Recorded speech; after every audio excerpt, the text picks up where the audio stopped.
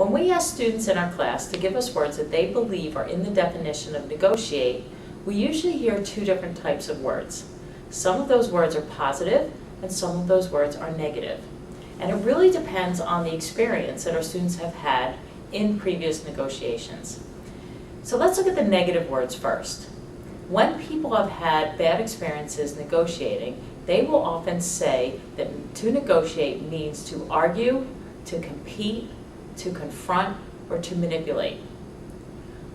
On the other hand, if our students have had positive negotiation experiences, they will give us words such as agreement, cooperation, give and take, and compromise.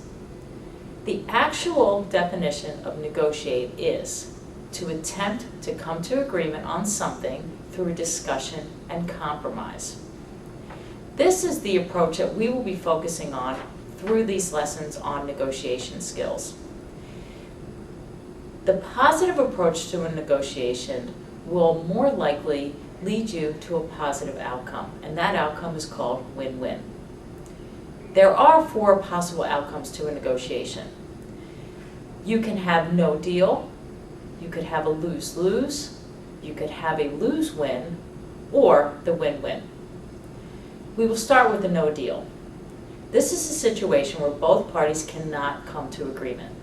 Now sometimes the parties will agree to negotiate in the future. However, sometimes the negotiation is run so poorly that both parties walk away from the table and neither one has its needs met. The other outcome I mentioned is lose-lose.